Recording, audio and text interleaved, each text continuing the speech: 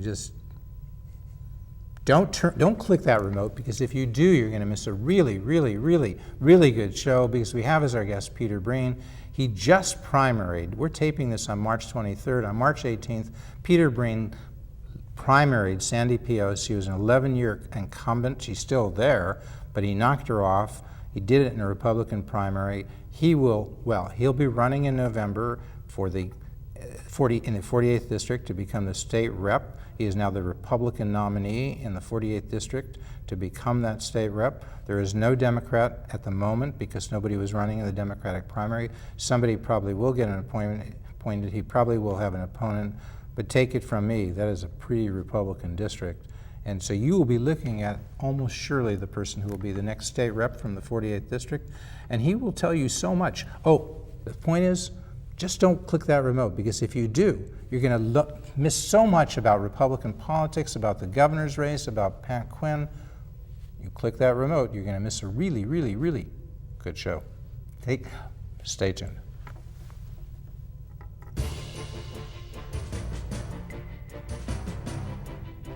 Okay.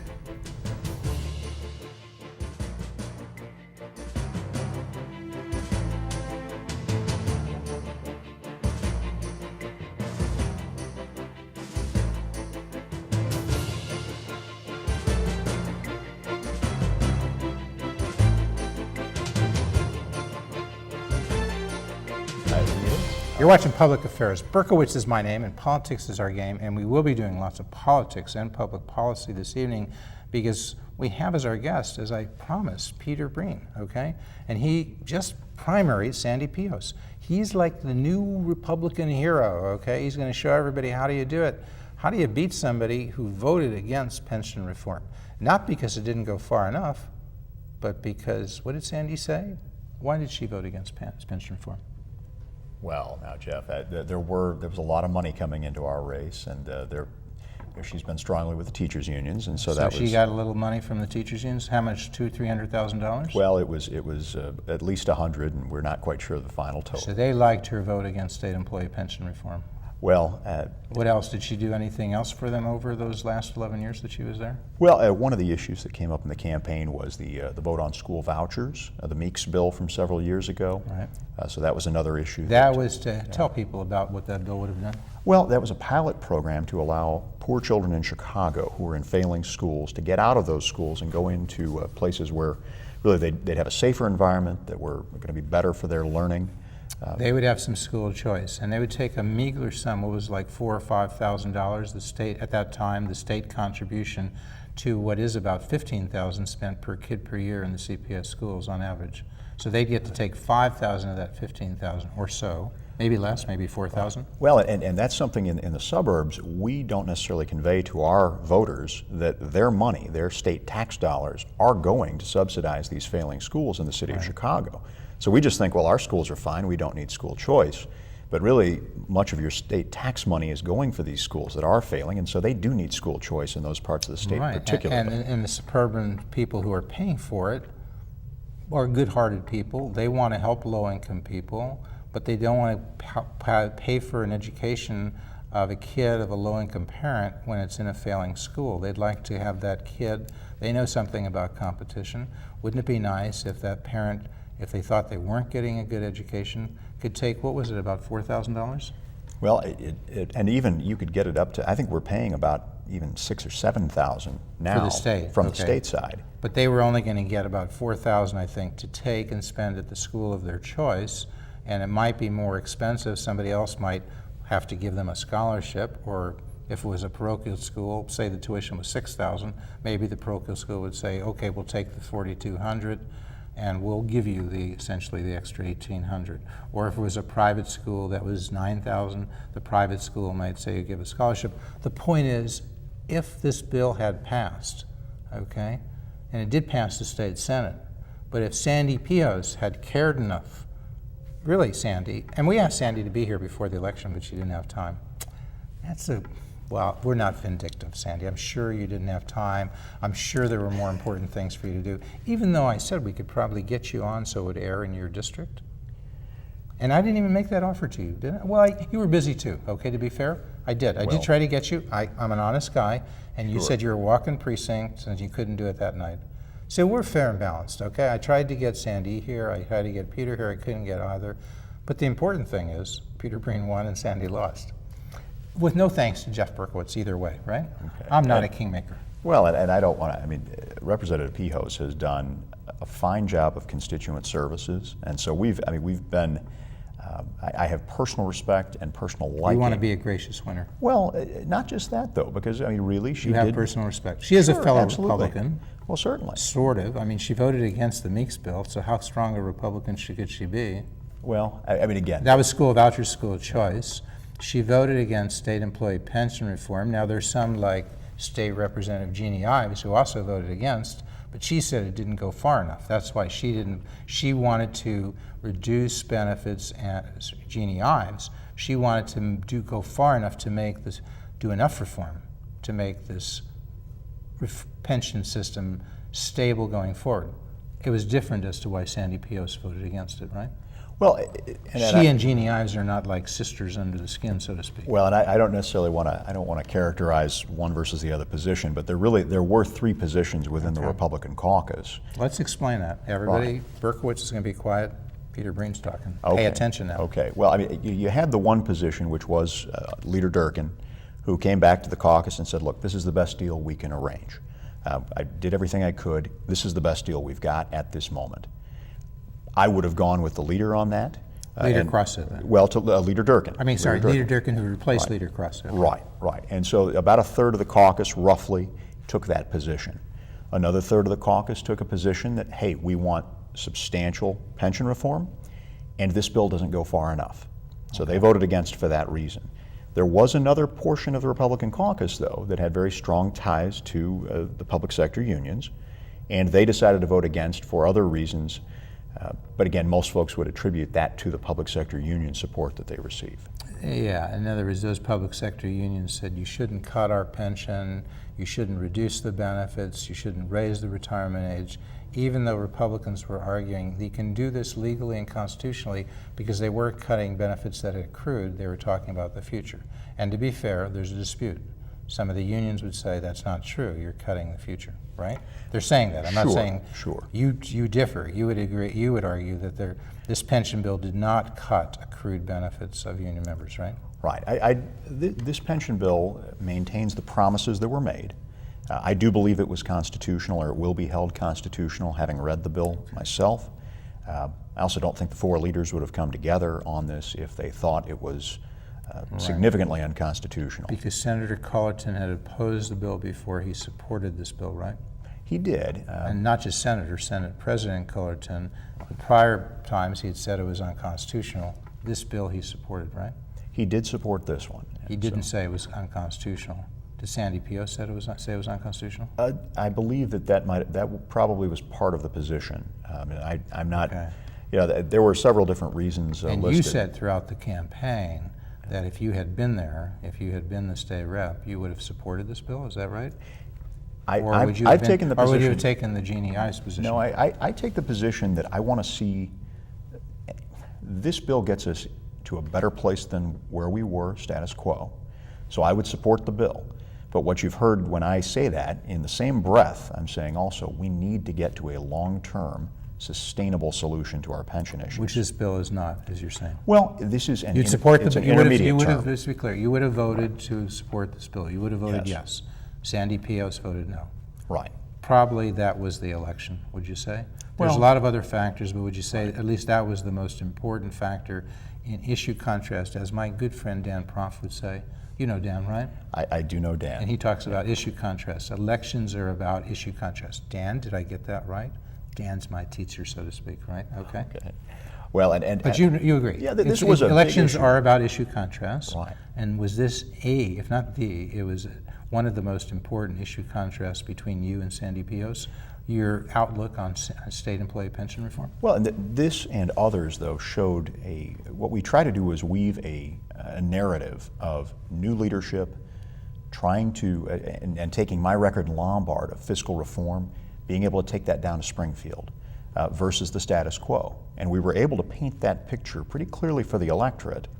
And to the point where we had record turnout in our district. Really? So not just record turnout. What was the percentage of turnout in Well, the Republican primary in we your were- district? We were over 20% Okay. at a time when the numbers. Overall for the state, what was it roughly? Do you Well, know? I think it was single digits, wasn't it? I mean, it was 10% close. or something. But for us, a typical off-year primary would have about 12,500 voters. I think both sides were expecting that to be the turnout.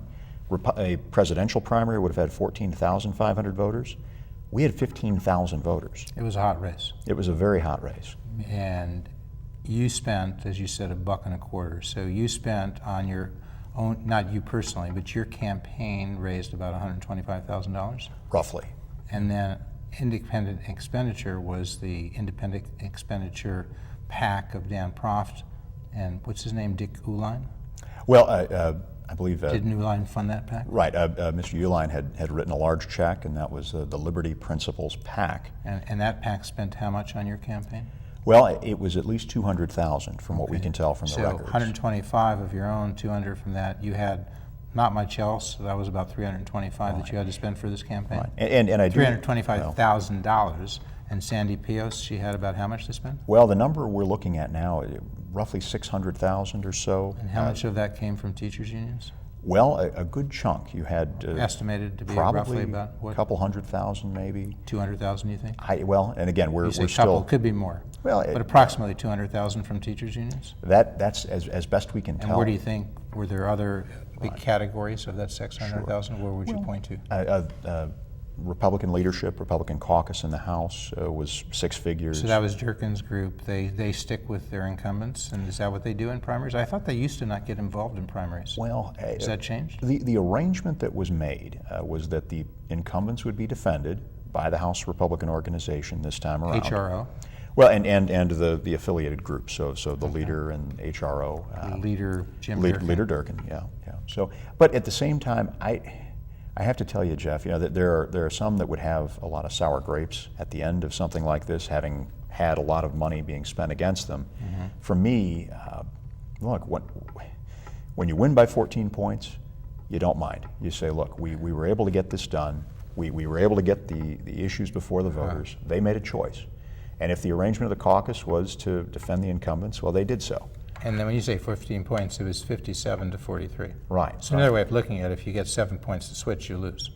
Sure. But other people sure. say it's 15, but 15.7 minus 43 is 14. Right. And that was a larger margin than we expected. We were cautiously optimistic going into Election Day.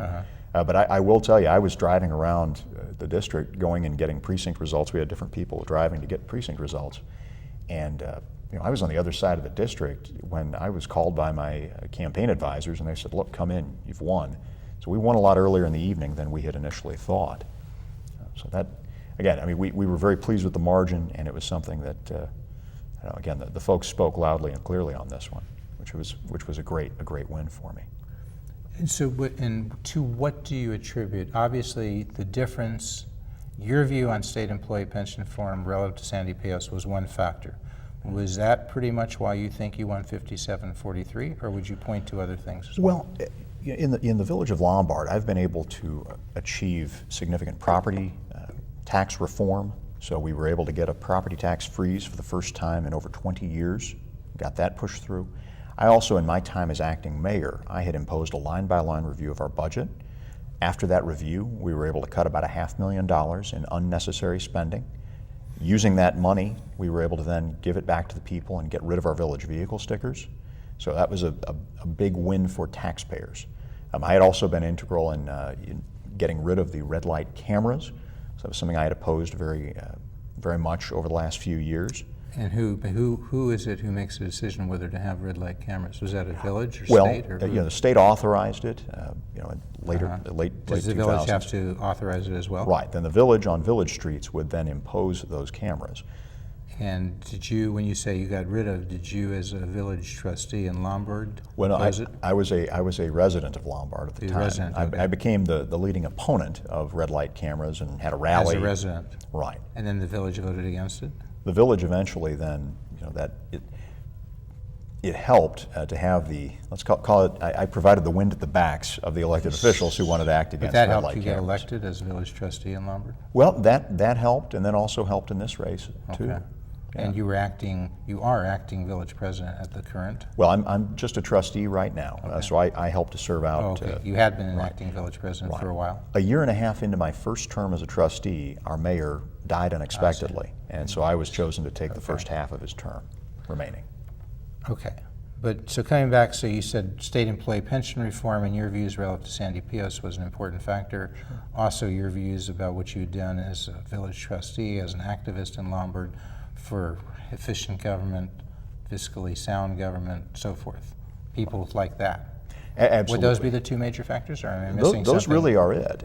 Why you won that primary at Sure. 57-43? Well, and the difference... On social issues, were you very different? Well, we were the same on the marriage issue, so Which both is? of us would have voted, or I would have voted against, and she did vote against the marriage redefinition bill. Same-sex marriage. So you'd be against allowing individuals of the same sex to marry. Sandy Pios also voted that way, right?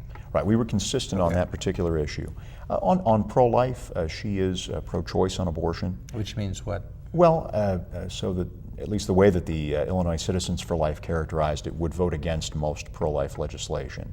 Most curtailment or restrictions on a woman's right to choose to have an abortion. Right, and there was and you would say, in your character, you don't talk about a woman's right to choose. You talk about whether you're protecting the embryo. Would that be right? Well, one specific issue was a bill in the last pro-life bill to reach the floor of the Illinois House was 2011. I was a co-author of that bill. That particular bill would have... You were a co-author of a bill that reached the House, but you weren't in the House. Right, no, it was Darlene Sanger. She was the lead House sponsor.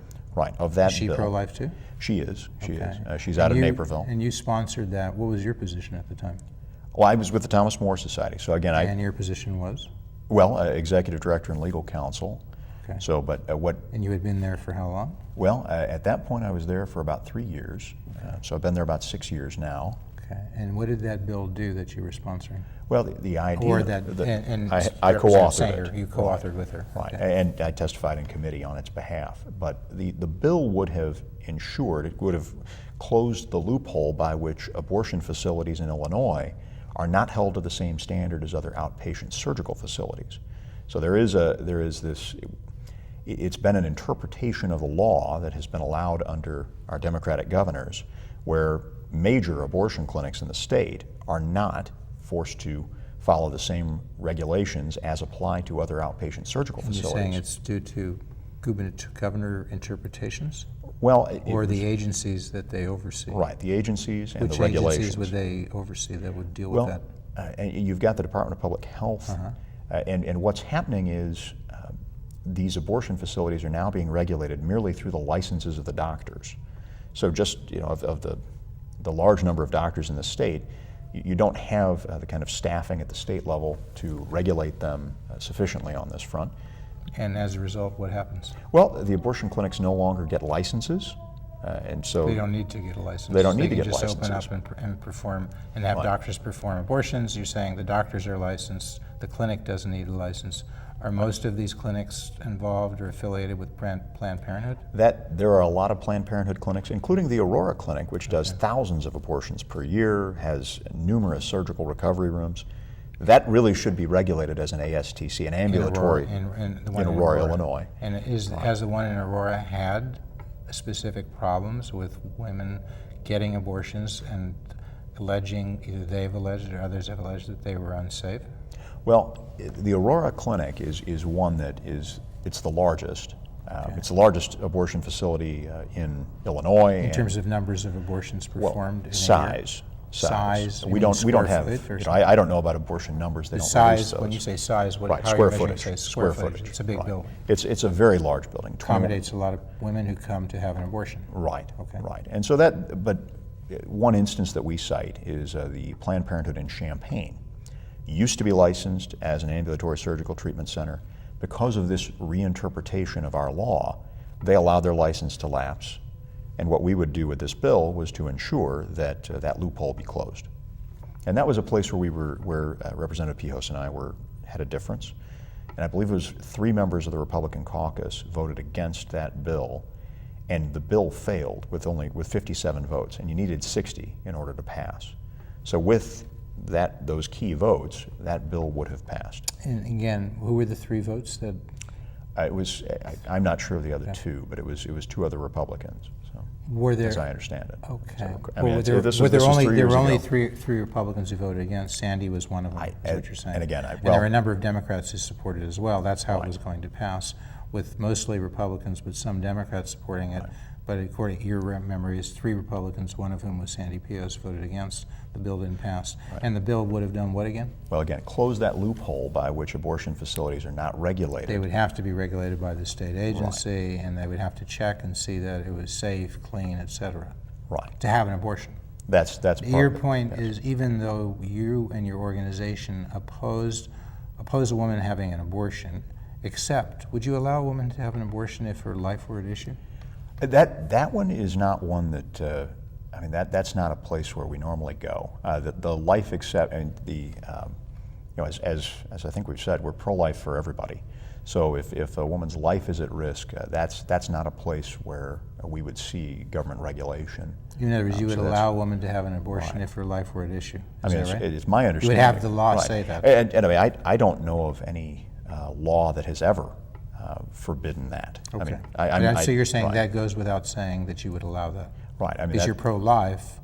In many cases, it means don't terminate the life of an unborn embryo, but it also means don't allow a woman to die, because if you would terminate the embryo, if you had to choose between terminating, it's true. No, It sounds gruesome, and but if you had to Jeff, choose yeah. between the life of the embryo and the life of the woman, you would choose the life of the woman? Well, it's not. You're not saying The issue is does the law have a place there? And I would say the law does not have a doesn't, because place it's- in that it's a particular medical decision. circumstance. Well, no, it's one where. I just don't know what we are I want here to pin you protect- down on what you mean Well, when you say the well, law it- doesn't have a place there. No, the law doesn't have a place.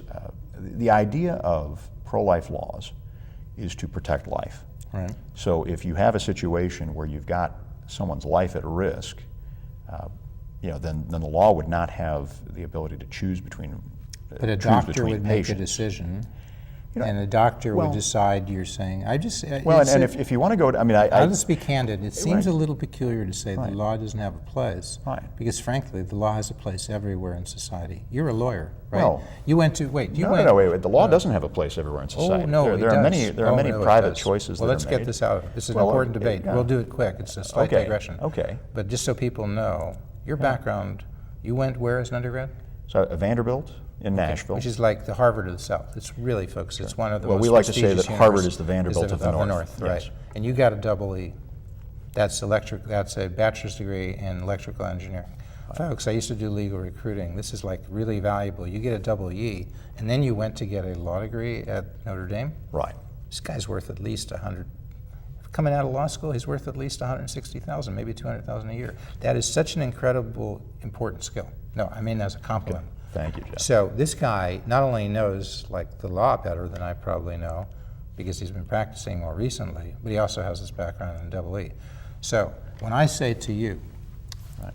we are a country of laws, not of men. You understand that? Right? Absolutely. You agree with that? I do agree with that. Well, that's why I say the law is everywhere. The law has a place everywhere. Now, do you understand what I'm saying? Well, but I would still disagree with your point in that there are certain places where the law should not intrude, and so there are certain places where it's a private choice. And who makes that private choice? Well, the private individuals involved. And which are So- who? In the case of abortion, who is that? Well, the issue is, in a typical abortion situation, in our 99.9%, and by some, when you look at some of the studies and the testimony that I've read of the congressional record, there is almost never, if there is ever, an abortion that is medically required. To save the life of the mother. At least today, with modern technology, that is my understanding. But if there again, that's- is, your position on the matter is the law doesn't belong there. It's a private matter. If it is absolutely the issue of a person's life at risk, the law, So I understand that to mean in the you're Catholic saying tradition, I would say this: when you see there are Are saints. you Jesuit? Because I think those guys are pretty good at debating. I'm not. No. I'd no, like no. to feel I'm out of class here, folks. I really can't keep up with this guy. But really, I mean, look, in the Catholic tradition, you've got saints who chose to delay medical treatment that was vitally necessary so as to not impact their unborn children. But we call them saints. It's not a required decision in the Catholic tradition. But again, they put their child ahead of their own life. But that is not a place where the law has. That's for in essence, you and the pro-choicers would be somewhat alike in that they would say, in general, this decision about abortion is between a woman and her doctor, and nobody else. And you would say, it sounds to me, when life is at issue for that woman, that decision is between a woman and her doctor and nobody else. Is that right? Well, no. The idea is this. In an abortion situation, there are two patients. There is the woman, there is her child. Okay. And that is why there is a role for the law in that particular situation, because there are two patients in that situation. And you don't really, all of this. But that's because I do have the to tell woman's you, life. you know, You have to tell me what. these debates over these intricacies of very, very narrow parts of the entire abortion spectrum. I mean, we've got 1.2 million abortions, and 99% of them are for birth control purposes. This was not what for birth control purposes. You're saying the life of the mother, her physical life, is not at issue in those cases, in those 99%. Right. And so, and those are the only ones that we're going to come up. And now there are people who say, if her life isn't at issue, perhaps her physical health might be at issue, her mental health, etc. You would agree that they make that argument, right? Well, they make that argument, but and you would agree that there might be some cases in which a life of the mother might not be at issue, but her physical health might be at issue, right? Well, here's the thing.